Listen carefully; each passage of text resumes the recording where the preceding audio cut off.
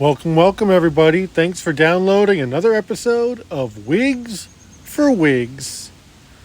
I'm Joe Cook, and today is a different kind of episode of this show.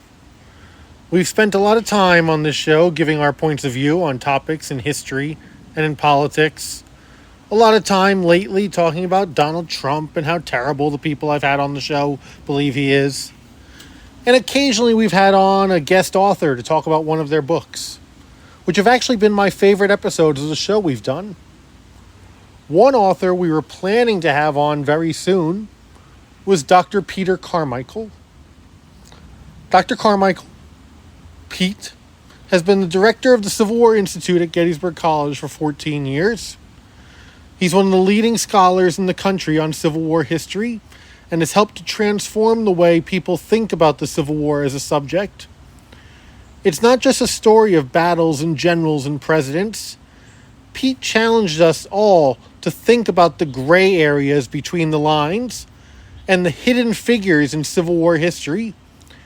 African Americans, women, poor people, the illiterate, reluctant soldiers, and soldiers who failed in their duty, victims of racial and sexual violence. It was a collection of personal stories for him, where you could not take the person out of the personal. Pete was also one of the best advocates the history and public history fields had in getting young people engaged with the past. Just last week, the Civil War Institute hosted its first ever conference exclusively for high schoolers interested in the Civil War. Pete did that. Pete also helped take an anxious kid from Bogota, New Jersey, who was coming back to Gettysburg College after a 2-year medical leave, and make him as comfortable and confident as he had ever been in the classroom or anywhere. That was me, of course. In 2011, I had one course I still needed to complete in order to earn my degree from Gettysburg. It was my senior history seminar on the Civil War. Pete was new to Gettysburg at the time, having replaced Dr. Gabor Borit, for whom I had worked as a researcher. I first met Pete in December of 2010 to try to figure out the details of how I would go about commuting from North Jersey to Gettysburg one day a week and still work with him enough on completing my undergraduate thesis. This was long before we were all comfortable with Zoom or Google Meets or other video call apps. In fact, I think I still had a flip phone at that point. We talked for a while about the work I had done with Dr. Borit and the classes I had taken at Gettysburg so far. But mostly he wanted to know about my health, my family, my favorite sports teams, I think especially my favorite sports teams, and what my needs might be in that situation. That became a pattern. Every week over the 16 weeks of the semester, Pete checked in with me more than once just to make sure I was doing okay, and usually to also poke fun at the Detroit Lions. After all, his Colts were pretty good back in those days. Those were the last days of the Peyton Manning Colts. When I finished my paper that semester on the court-martial of 77th New York Infantry Lieutenant George Gillis, Pete had plans to publish it as part of a book he was going to put together. This audio is from the 2013 Civil War Institute Conference, where Pete spoke on the subject of cowardice at Gettysburg.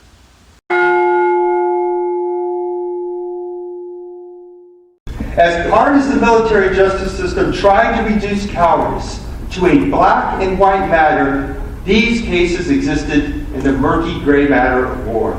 Time and time again, a man charged with cowardice was able to perceive, or I should say preserve, the veneer of having done his duty, even as he violated military protocol. Soldiers accomplished this by using their bodies as weapons of deception. A man who claimed that he was physically broken down, that he could not keep pace with his regiment, or that he was overcome by illness, could easily turn his ailment into a medical mystery that neither Army surgeons or officers could diagnose. Long after the war, veterans on both sides were struck by how epidemics of diarrhea, constipation, rheumatism suddenly swept through their regiments just as the firing erupted. The court-martial records at the National Archives abound with cases of men accused of faking an illness or having a long track record of getting sick on the eve of a battle. One such case is the story of Lieutenant George Gillis of the 77th New York Infantry. Joe Cook, who gave the question, is Joe out there? There's Joe's hand. Joe Cook has done some remarkable research on Lieutenant Gillis.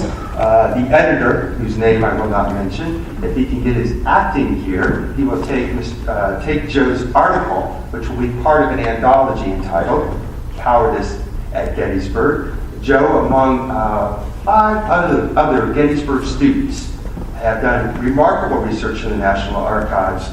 And this will ultimately become a book. It's been a long time in the making. Joe, though, is an expert here on Lieutenant Gillis.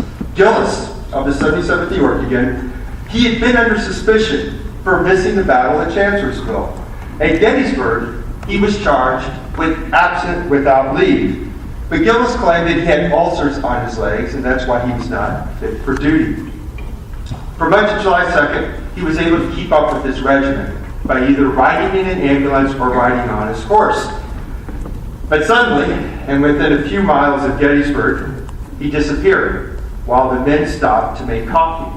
During the subsequent court-martial, witnesses testified that they could see the smoke from the battlefield and hear the boom of the cannon during the coffee break. The court was clearly trying to establish that the approaching storm of battle had almost descended upon Gillis's unit. That would, in fact, prompted him to run for cover. Or maybe the storm actually had already erupted, and Gillis simply thought that he was in danger. It was the curious timing of his departure, and a long history of becoming invisible when the shooting started. That was the court's accusatory angle. But the prosecution's line of attack was blunted by a certificate of disability. After Gillis had left his unit, headed behind the lines, he encountered a surgeon. The surgeon examined him and determined that the ulcer on his leg was so severe that he could not keep up on the march. He also noted that Gillis had diarrhea. Suspicions about Gillis probably lingered amongst the court's members, but the peculiar circumstances of Gillis's departure absolutely irrelevant. The surgeon's certificate was his lifeline to innocence. In fact, soldiers on both sides considered a certificate of disability a get out from combat for free card.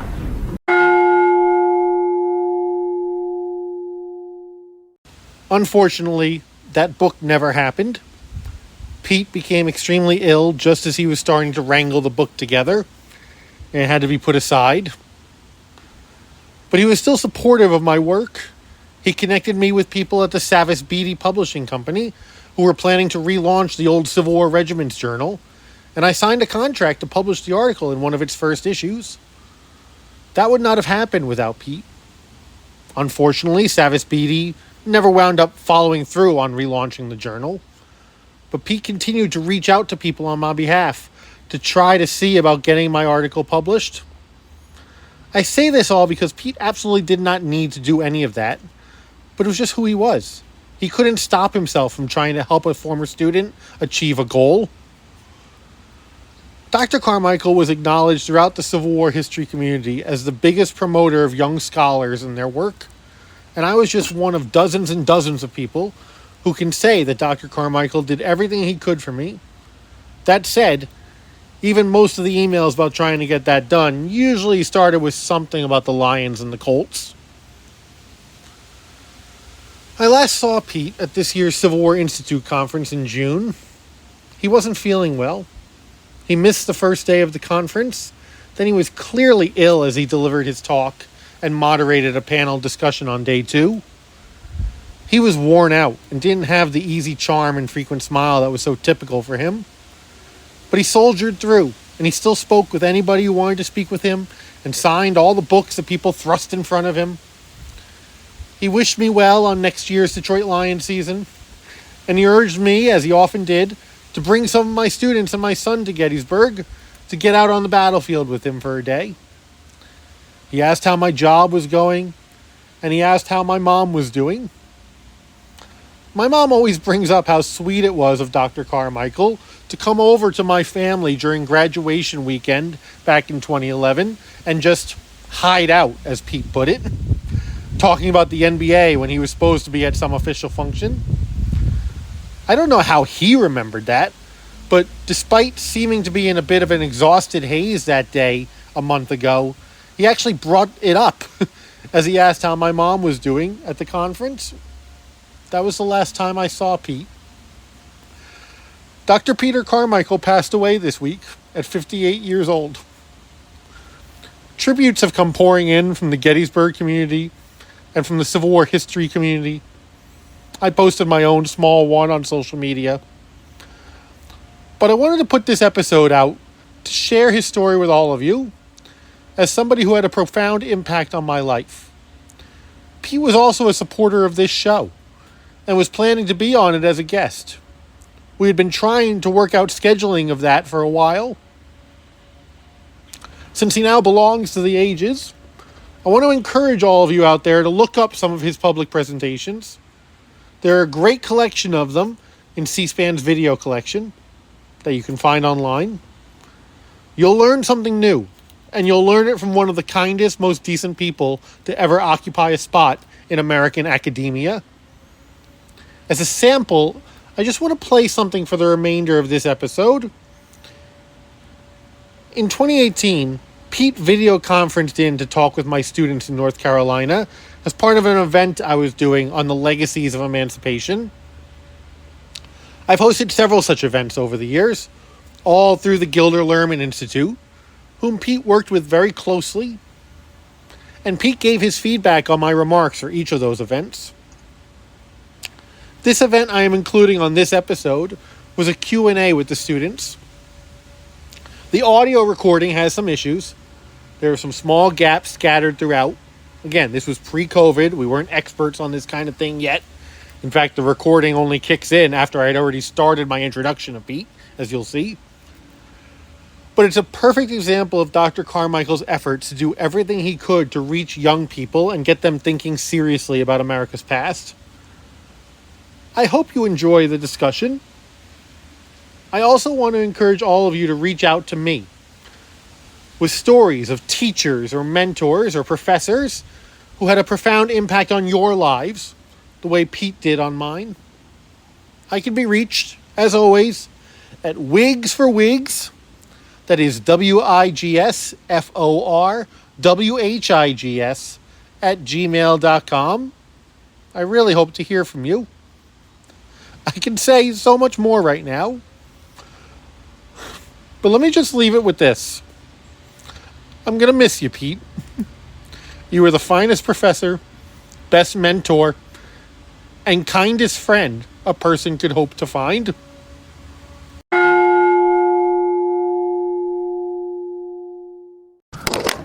Was a professor at Western Carolina University, UNC Greensboro, and West Virginia University. In 1999, he was Gettysburg National Military Park's first scholar in residence, and he works with the Organization of American Historians as a distinguished scholar, and with the Gilder Lehrman Institute, which is the organization providing our exhibit, to provide education around the country. Dr. Carmichael is the author of numerous scholarly articles and books, including The Last Generation, Young Virginians in Peace, War, and Reunion, and also Audacity Personified, The Generalship of Robert E. Lee. His next book is War for the Common Soldier, which will be published later this year by the University of North Carolina Press. On a personal note, Dr. Carmichael was my professor for my final undergraduate seminar course and served as one of my references in my job hunt. So any of you who don't like me, you partially have him to blame for me having a degree and a career. As director of the Civil War Institute, Dr. Carmichael puts on a terrific summer conference every year with leading experts on the Civil War era, which anybody can attend. One great thing the Institute offers is a student scholarship program for high schoolers to attend the conference and get firsthand experience working with leading historians, concepts of public history, and scholarly interpretation of the past. In fact, in 2015, our school had one of those scholarship recipients when Kate Thompson attended the event in Gettysburg and Richmond. I really hope to have more students from WCDS attend the event in future years. As part of his overarching mission to make the Civil War accessible to the public, Dr. Carmichael will be speaking with us today on our theme of emancipation and its legacies. So just give me a second while I try to get Dr. Carmichael on the line.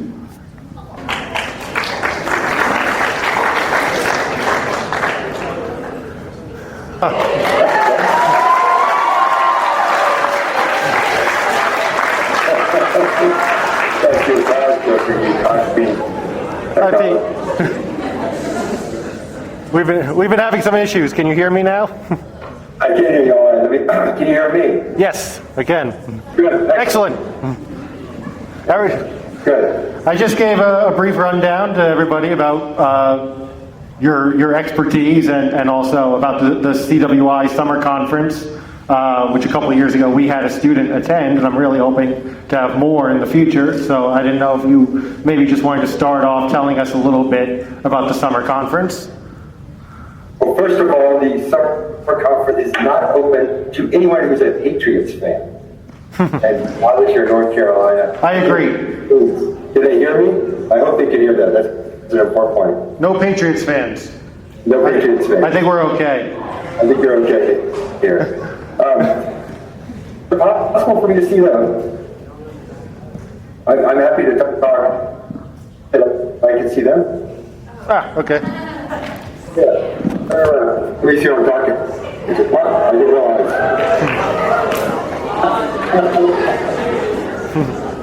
Tar Heel fan. I think in the front row, is that right? Yeah. Fourth one over? Well, over the weekend, did they? Yeah. They beat by state? Yeah, they lost to There's no State. basketball fans today? I don't know how many State fans we have, apparently, because none of them seem excited.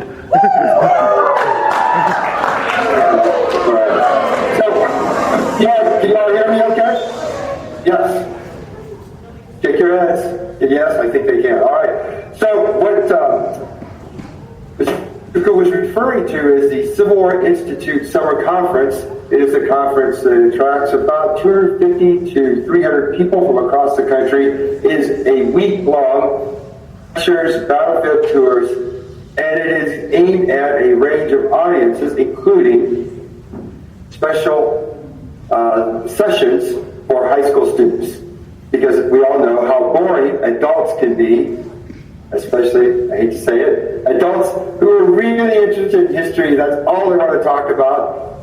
It can be a bit much, especially during your summer vacation. So I assure you, if you apply and you come to our summer conference in Gettysburg, hanging out with people who are your age and people who know more than just about the Civil War, although of course there's nothing wrong with just know Civil War. So Joe can certainly tell you about how you can apply, and because you can all reach me by email, it's easy enough to look me up, or Joe can give you my email address. I'm happy to tell you more about the conference. I'm also happy to tell you about other things you might think about doing. If history is a passion and you're going off to college, people will say to you, why bother with history? All you can do is teach. Nothing wrong with teaching, but if you think, that's not my thing, there are other careers out there that involve history. It's a good foundation for things you want to do in the future. Maybe, I don't know if Joe's told you about Gettysburg College. I would have never looked at Gettysburg as a young person when I was your age, because crazy expensive. My school, where I teach, where Joe graduated, is $60,000 a year. 4 years a year. A lot of money. But what people don't realize is that there's lots of financial assistance and aid and scholarships to pay $60,000. So when you're looking at colleges, look at places like Gettysburg. There's a lot of small schools in the state of North Carolina. Davidson, for example, comes to mind. But if you look a little closer, you see that they're not quite as pricey as they might seem. And you'll get a great education. Going to a small liberal arts college will set you up for life. So, enough of my promotion about Gettysburg and the conference. And Joe, however you'd like for them to interact with me or ask questions. Yeah, I've been collecting them all day, so First of all, so we have several questions, mostly about the issues of slavery and emancipation, which is our theme this month, but also just about the Civil War in general, which you can answer. Our first question comes from an 11th grader, and they want to know who you think deserves credit for freeing the slaves. They read an article by James McPherson where he boils it down to all the different arguments and basically... That's an excellent question. I wouldn't give any one person or one group emancipation because if you take any of those players out of the historical process and those players, as you all know, the Union Army, Republicans, because all of them have a very important role. But without the slaves taking the first step toward freedom, without the slaves seeing Union armies, and what did they see when they saw Union armies? They saw armies of liberation.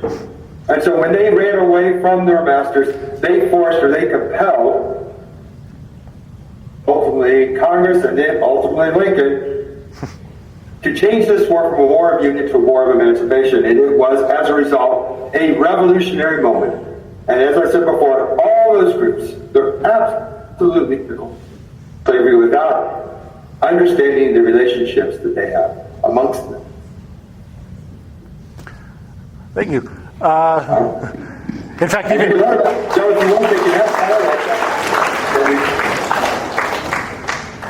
You can have follow-up questions. If someone wants to yell a question, if that's okay with you, John. I'm also happy for you all. I want to hear your opinions. And if you disagree with me, go at it. That's what this is all about. So I'm quite happy for us to go back and forth with this. All right? Okay, that sounds great. And in fact, the Army you said they forced it on the Congress and the President, ultimately, but the Army was the one who was first forced on with the contraband of war at Fort Monroe, which we've been covering in class. That's exactly right. And for those slaves who took that initial step, you can only imagine that they were taking a step into truly the unknown, because they probably expected that Union soldiers would do what? But return them to their masters. And so it is important to note soldiers who allowed not just those slaves at Fortress Monroe, but slaves throughout the South, allow them to stay within the lines. For a moment, I don't want you to think that those Union soldiers suddenly thought that black were equals. For a moment, I don't want you to think that those Union soldiers thought that slavery's great injustice was an injustice against black people. They did not. What my students, even in college, have a hard time understanding is how could Union soldiers be what? Against slavery and also deeply racist. And they, in fact, could entertain both beliefs.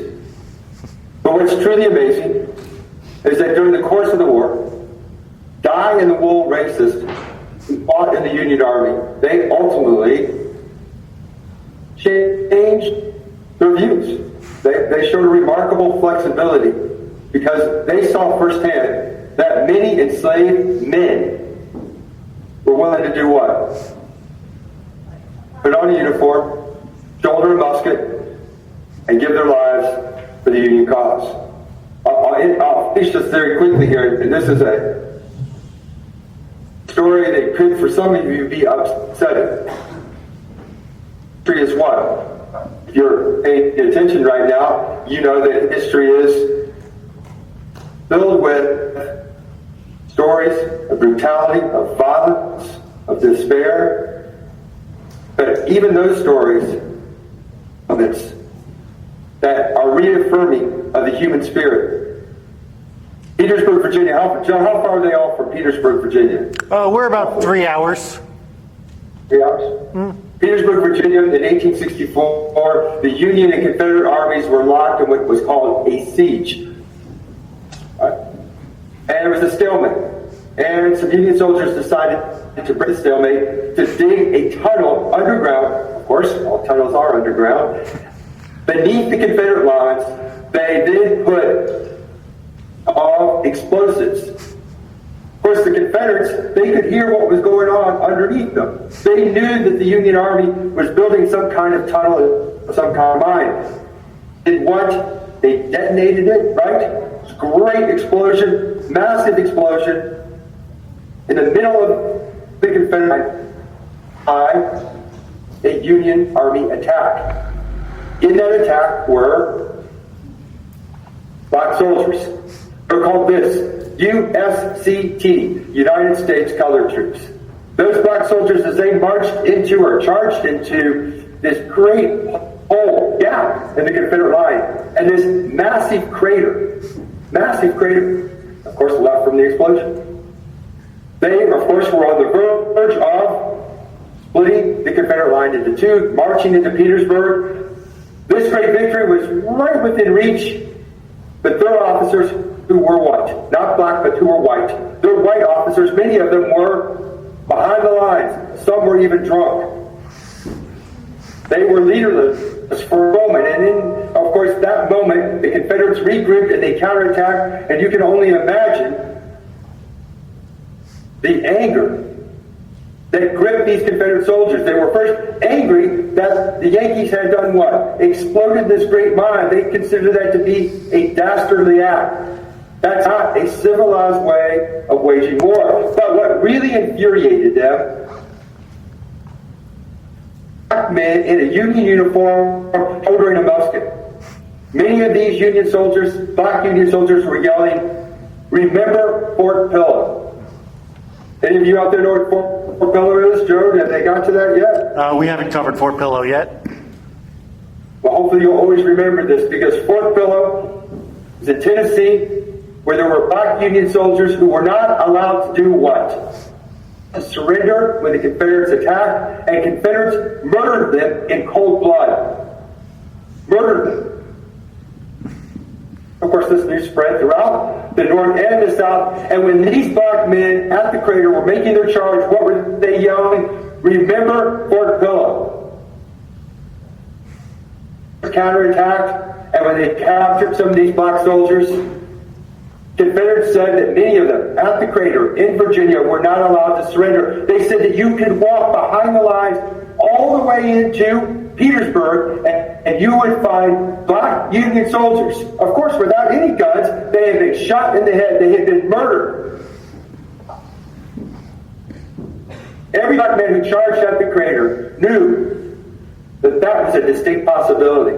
That unlike white soldiers who were been given the opportunity, they would not. So when people say to me, "Hey, this war, does it really matter?" Changed it all.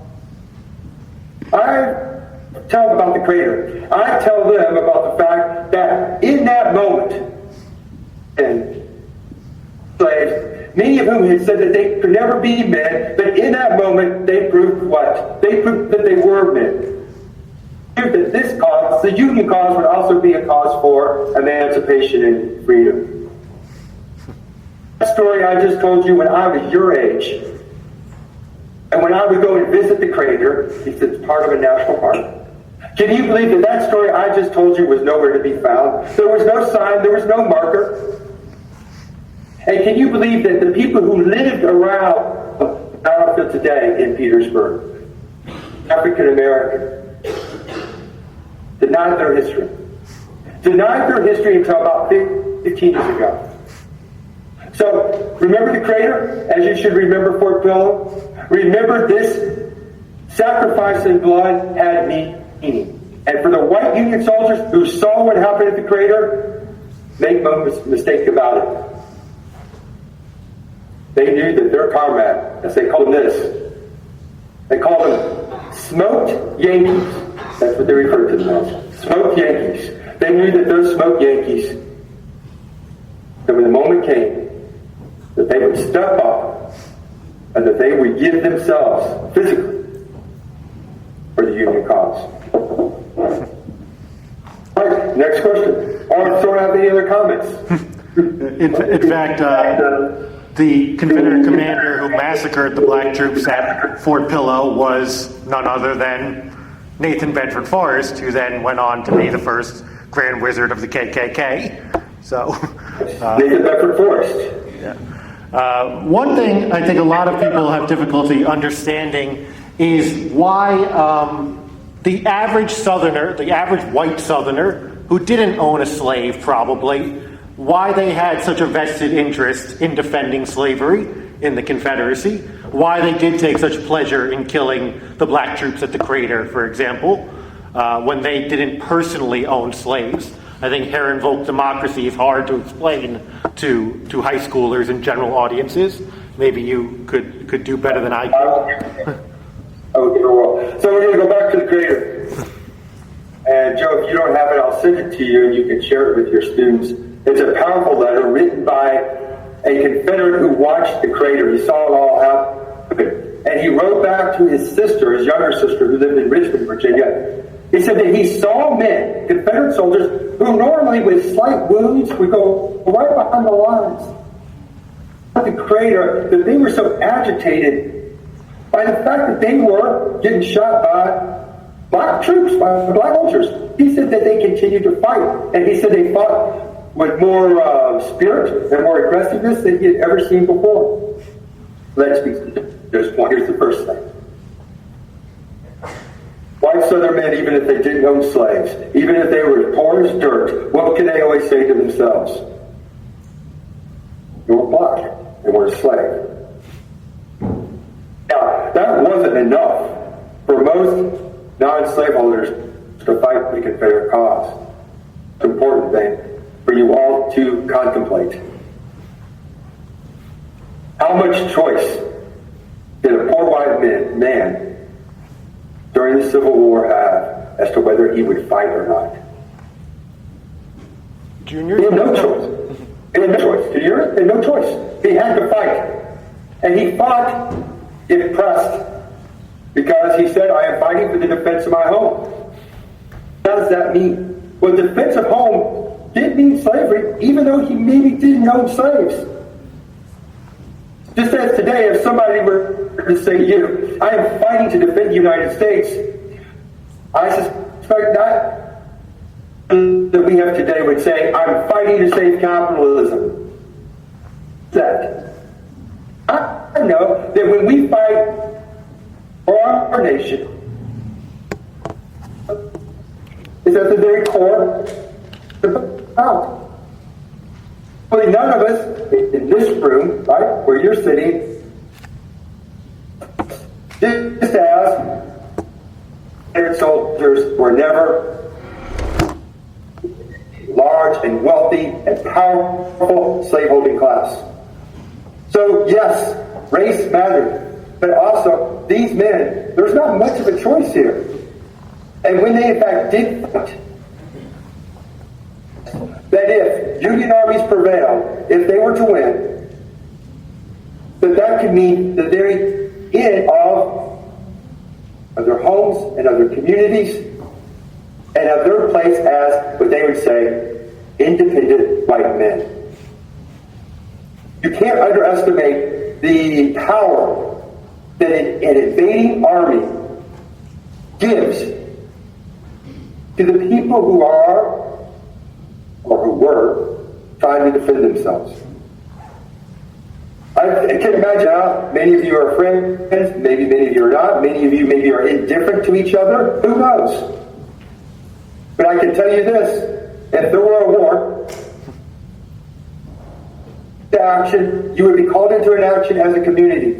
And those differences that you all have had in the past with each other, or maybe you simply don't know each other, young men here, you would be side by side, shoulder to shoulder on that battlefield, and I can tell you this, if you were to see some of your friends, maybe even some of your relatives, that in an instant would be shot and suffering some hideous wound or killed, and if you came out of that, I can bet that you would, with the other surviving men, become what?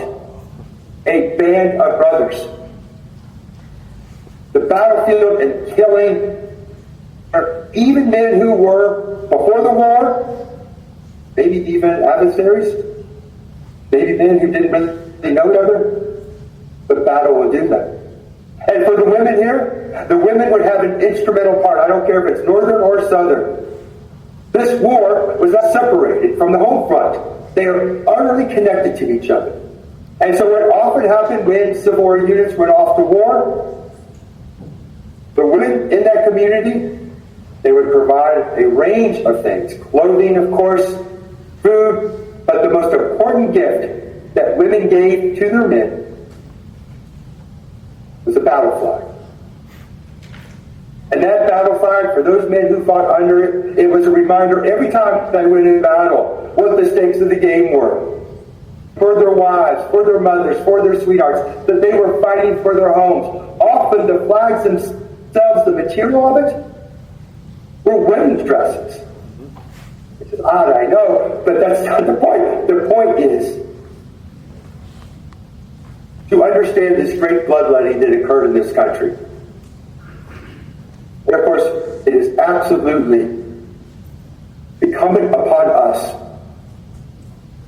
men were willing to kill and die for their nation. And the war certainly took a life of its own. In 1861, there was a lot of romance, a lot of bands playing. That, of course, came to a pretty quick end. And everyone's having to face up to this grisly reality of it.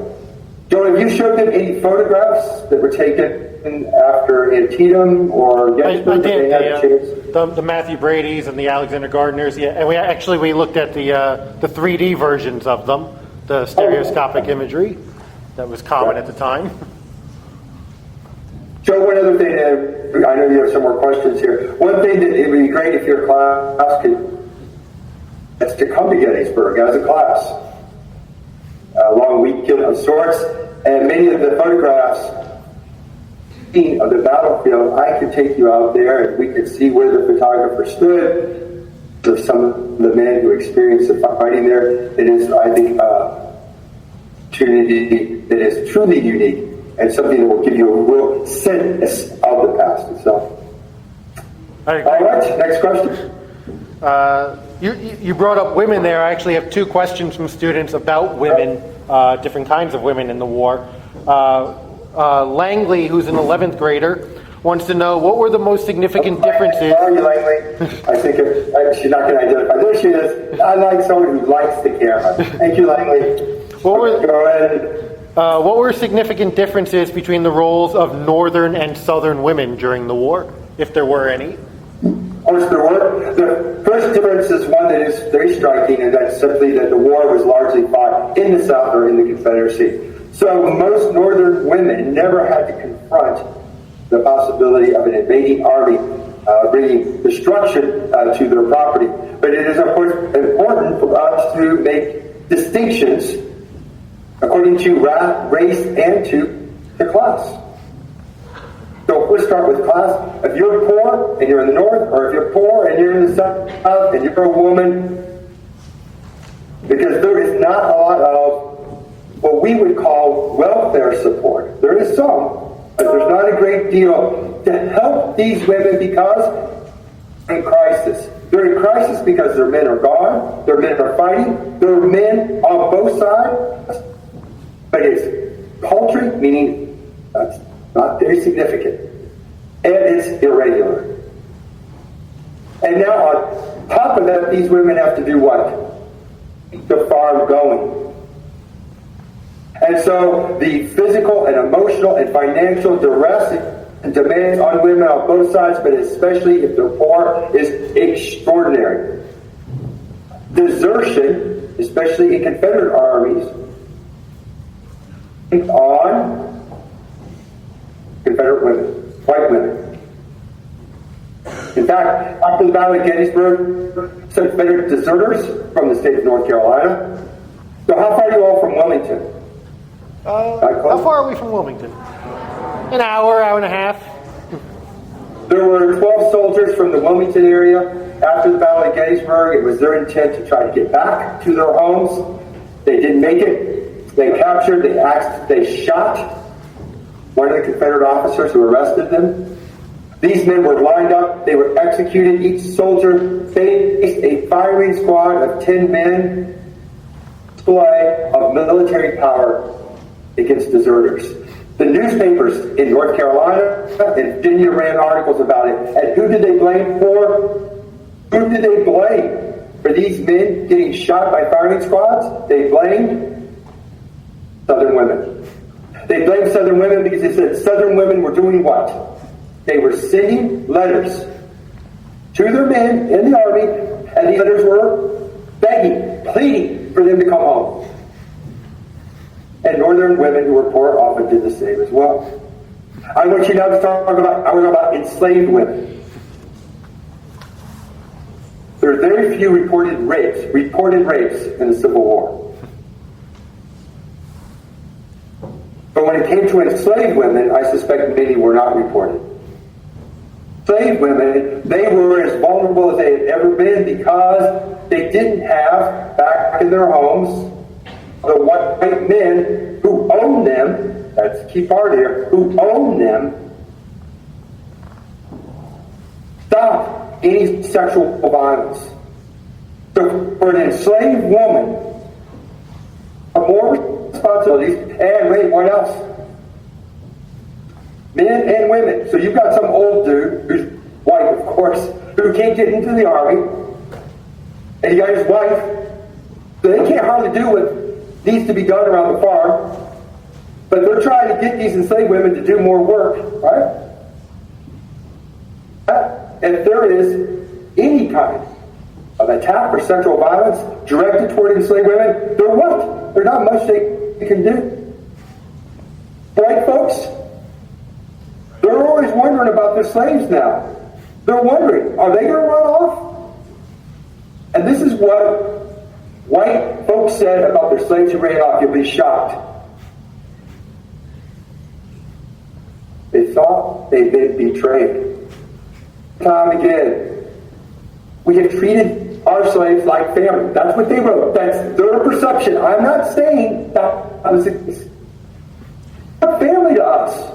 How could they do this? How could they do this? So for enslaved women, many of them who did escape, they ended in what was called contraband camps. Have you all talked about contraband camps yet? My juniors have, yes. Good. So in contraband camps, you now see together not as slave families, but as freed families. You see black folks coming together, they're getting schooling. You see black folks coming together, and there's real political action. Let me tell you this, and I want all of you who are maybe fading a little bit, and it's a long day, I see people in the back row. Let's back up here and listen to this because it's an important point. It's an important point because people say that the Civil War changed nothing. I'll ask you this. During slave days in the South, absolutely not. Were slaves coming together and forming their own churches? Almost never. Did slaves come together and have a political voice? Absolutely not. Was there horrific violence directed at free people after the war? Without a doubt. Were there other measures to restrict the movements of freed people who were no longer slaves? Without a doubt. But I'll tell you this, if you could ask somehow any former slave, did the Civil War make a difference? Not a question.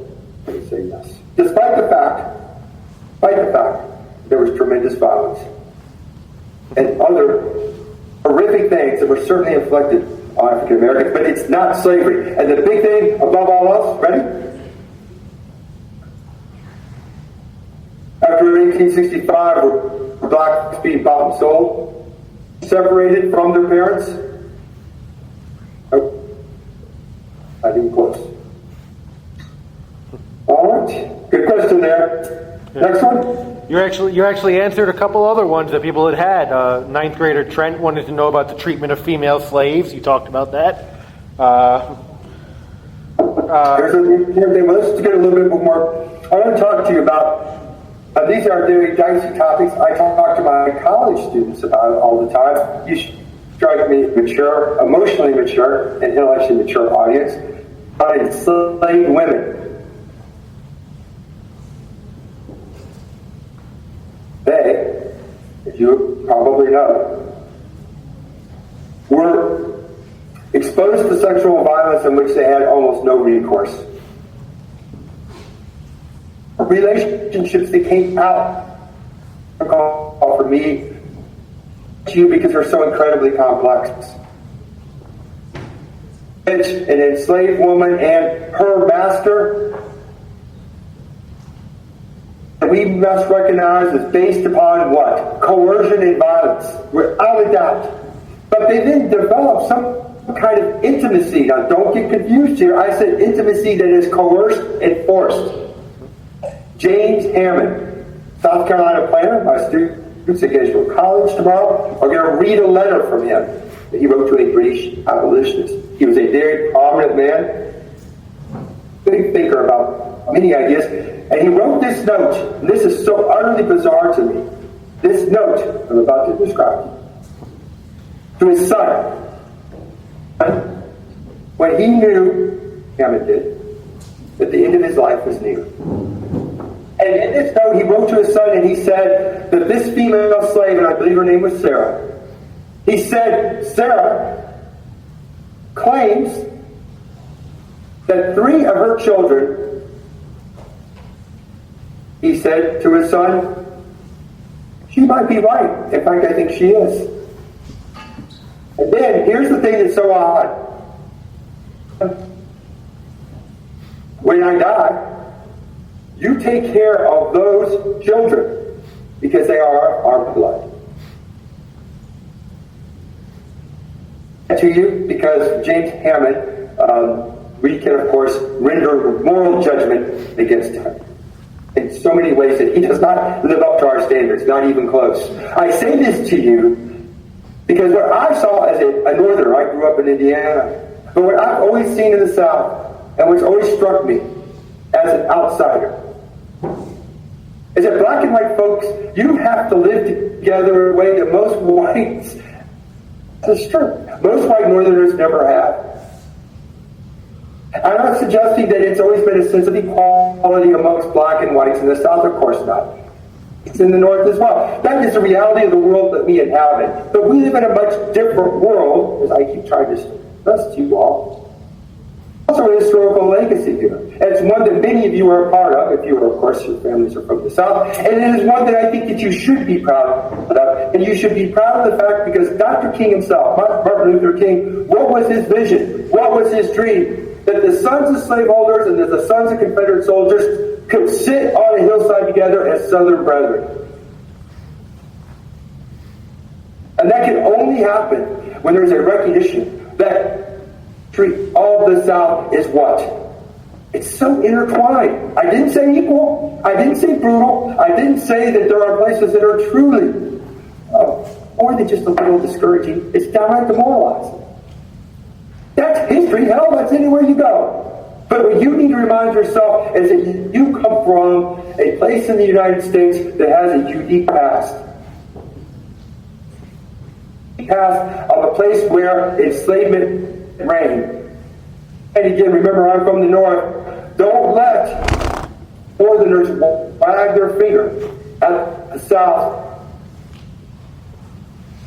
Who is making money hand and fist off of slavery? And it's not just the slaveholders.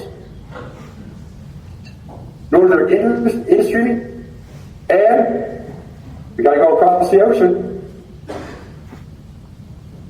The cotton mills, textile mills in Manchester, England, Liverpool, England. They're getting rich. Everybody's dirty. Everybody's dirty, except the enslaved people themselves. And of course, that's what Lincoln said in his second inaugural, of course, is that they were all guilty in the sin of slavery and all had to suffer for it. That second inaugural is it's absolutely brilliant speech. I can't impress upon you all, though, the importance of when you look at the past, the moral outrage that we all feel because the injustices are so sort of beyond our comprehension. Take people on their own terms, try to understand, and above all else, how things in key ways have improved. Again, I'm not suggesting that we're at a place here that we've lived up to the high ideas of our country. We never will. But we're going to keep doing what? Just keep striving and keep pushing. And, of course, over time, we'll see there is differences. More questions? This one is from Anne in the 9th grade. She asks, "Do you consider?" Where's Ann? Where's her hand? She gonna identify? There you go. Thank you, Ann. Right, there's 2 hands. 2 people are calling. Oh, there she is. She asks, "Do you consider Reconstruction to have been a success or a failure? What's the biggest thing that came out of it?" So can I ask Ann a question? Ann, do you think it's a success or failure? I think it's a little bit of both. I think it's failure since that was necessary, but I think it's a success in terms of freeing the slaves and all the rights for them that came from it. So Ann is thinking like a historian there. I like that. Well, I would agree with Ann. It is a mixture of both. And that's, of course, the case with any historical process. You can never set up like a standard that let me step back a little bit here. You look at a historical process like slavery and emancipation.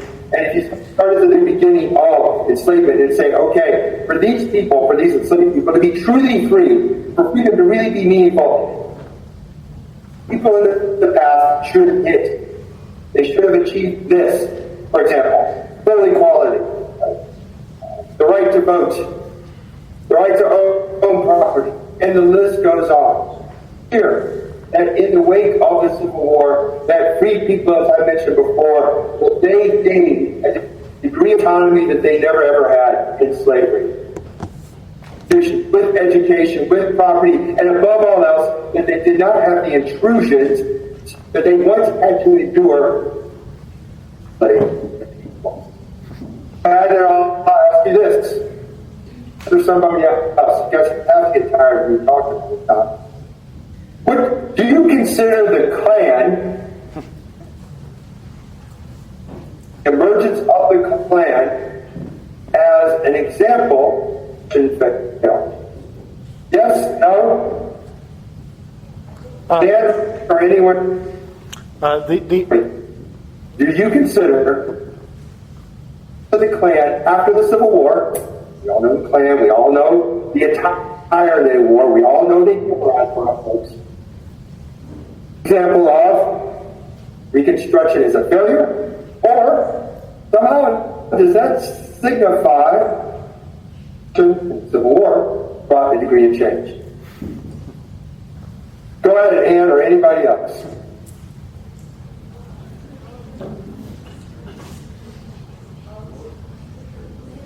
Y'all hear it? I think it's a little bit of a failure, but I don't know. It's a little bit of both. How's it a little bit of both?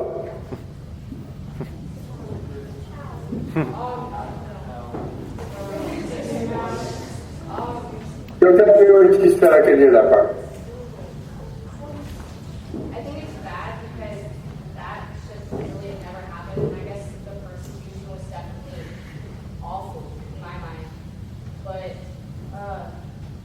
I guess they felt like that was necessary because of the things that came out of the Reconstruction. So maybe it was good that everything had changed for them.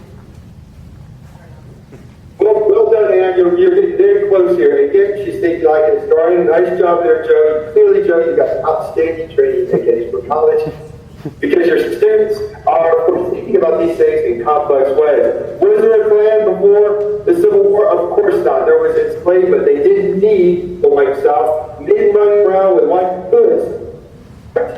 Because I'll tell you this, when a man has a white hood over his head and is terrorized with black folks, that is a sign of weakness. It is a sign that says, I don't have power. It is a sign that says, somebody else has it. And so when those folks decided that they were going to become Klansmen and terrorize black folks, they didn't just terrorize black folks, white folks as well. They terrorized white folks who were part of the Republican Party. The Klan signifies a shift in power. And as Ann pointed out, a sign of the violence, overwhelming violence, that was inflicted on free black people, controlled them politically, which they didn't have to worry about when they were slaves, and also to control them in terms of their labor relationships as well.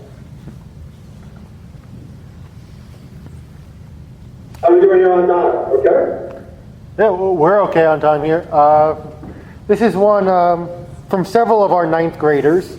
We read an article earlier this year from Eric Foner about the Confederate statues issue. And what he basically proposed was that rather than tearing down statues, what you should do is add context and actually add more statues to tell the whole story of Southern history. Statues of slaves, for example. What do you think of Eric Foner's idea? I'm very pleased to hear that. I haven't heard his opinion on it, although there's a wide range of opinions, perspectives, and I can sort of see where they all come from, and you have to be respectful of those different opinions. So we'll start with what Foner said. Ready? Maybe you've been to Richmond, Virginia? Richmond. Raise your hand if you've been to Richmond. No one's been to Richmond, Virginia. Oh, right. There we go. And if you go to Richmond, Virginia, there is Monument Avenue. And Monument Avenue, I would say, a wealthy area of Richmond is to a Confederate soldier or a Confederate general. She takes up the one. Arthur Ashe, the famous African-American tennis player who was from Richmond, he's got a monument there as well. You know what I want to see on Monument Avenue is what Mr. Foner is suggesting. Monument 2, Nat Turner. Who's Nat Turner? Class, who's Nat Turner? That's everybody. I'd like to see that. I see it right there. I'd like to see more monuments to those African Americans who ran away at Fortress Monroe. I want to see interpretive markers at contraband camps. Yes, I'm right there with Eric Foner, though I understand that as a white man, it's really easy for me to say, hey, those monuments might be unpleasant, to say the least, to some people. Who, when they see those monuments, all they think about is a system of oppression that the system of slavery inflicted. I get that, I understand that when those monuments stay, that they give me as an educator, they give me a place to talk about the very contentious views of race in our American past. I keep those monuments also for another reason. Americans think of slavery and they think of segregation and they conflate them or they bring them together. It's because we don't have many museums or historical sites dedicated to American history. Most Americans think that the Civil War ended and then segregation came immediately afterwards. It's not true. The monuments that were dedicated, though, in the 1880s and 90s and into the early 1900s, those Confederate monuments, so I can interpret Jim Crow. I looked in there because I want to also interpret lynching. I want pictures of African-American men strung up by a tree with white crowds, men and women, treating this as what? As a sport. To see that Confederate monument and look right down at that image, and I want them to come to terms with the fact that the legacy of the Confederacy and of the war is that. You take those monuments away from me, you've now taken away my chance to be able to get people to confront the brutal reality of segregation and Jim Crow.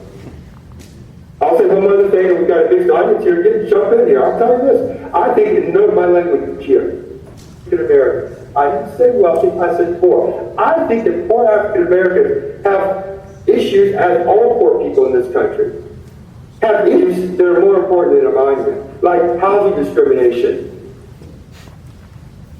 like decent jobs. But we're talking about monuments here? I seriously, you gotta be kidding. We're talking about monuments. When we got poor folks in this country, and I live an hour and a half from Baltimore, and it's overwhelmingly African American, there ain't a job to be found down there. Oh, look, the Confederate monument is going to make their life, their world. Hey, another hour and a half in the opposite direction, I'm in the heart of Appalachia. Not Appalachia. Wherever you turn. Black tar, heroin. It's decimating those communities as I speak.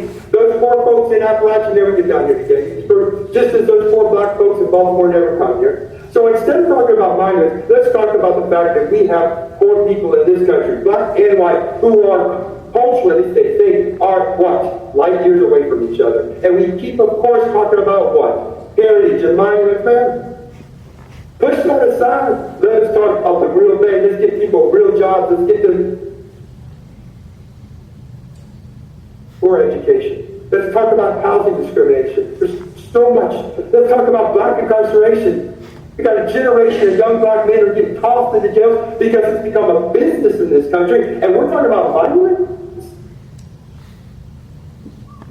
So, there's my pretty strong feelings about it. Again, I respect people, and I've made some mistakes in how I've articulated my position. I once said on TV, I wish I hadn't said this, I said that all monuments should stay because I wanted to preserve my right to be offended. I was there. I was way too cavalier. And what I wish I had said, I wish I had said just what I said to you all now. Black incarceration, we've got to find a way to create a way of communicating this across racial lines. White folks say to me, this Black Lives Matter thing bothers them. They hate the language, and I say to them, damn, you're talking about African American men who have an experience with law enforcement that is strikingly different than what it means to be white. But God, stop talking about these monuments, and now what's my video? Stop talking about this, and stop talking about why we can't see the poor people in this country. White, black, Latino, I don't care what you're talking about here. They face similar issues. Don't have people who are really speaking to that in a direct way. I'd love to hear your opinion about this, and please feel free to disagree with me. Disagreement. Right, Chuck? Definitely. Disagreement. Yeah, right there to that, please. What was his final answer about the monuments? Does he believe in them or not? I couldn't hear that, Chuck.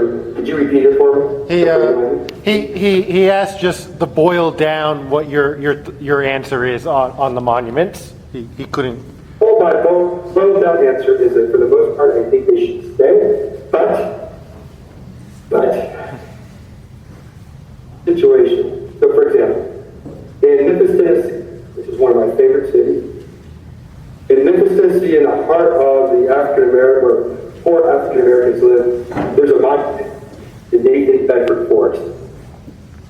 Nathan Bedford Forrest. He's man who's responsible for Pelham, the massacre there. He is the first Grand Dragon, the first leader of the Klan. No business there. I don't think schools should be named after Forrest. I don't think we got that. So, situation, I think people in the community should certainly have a say. For the most part, I want them to stay. I think we have to just about wrap up, so I'm just going to ask one last one here. And it's actually one I asked a few years ago at the summer conference. I have a movie club here at school that we watch movies every day to teach history, and that's a big part of where a lot of the pop culture learns about history. So what is the story of slavery, Reconstruction, freedom that you would want to see made if you were running a Hollywood studio to tell the story you want to tell about the story of the struggle for freedom? So I have time and an opportunity here to come up with an idea that Hollywood might buy from, is what you're saying. Right. I would like to see a movie, the movie Gettysburg, which for the most part is a movie that I have a hard time getting through. It's too long, and among many other problems with it. I'd like to see a movie that, upon the format of the book, Killer Angels by Michael Sharp, the book that the movie was based upon. I love the book. So I'd like to first see a book that captures the voices of Union and Confederate soldiers. And I want those voices that would be linked where? Back to the home front. And one of those voices, I want one of those voices to be an enslaved man in Lee's army. There were slaves all over the place in Lee's army. Union Army of Gettysburg didn't have any flags. And so the kind of movie I want to see is the kind of movie that gets away from the romance and the glory, which that's exactly. Rather, I want to see something that's very personal. I want to see something in which we get a sense in personal lives, their private lives, how they fit within what? Within the great arc of stories.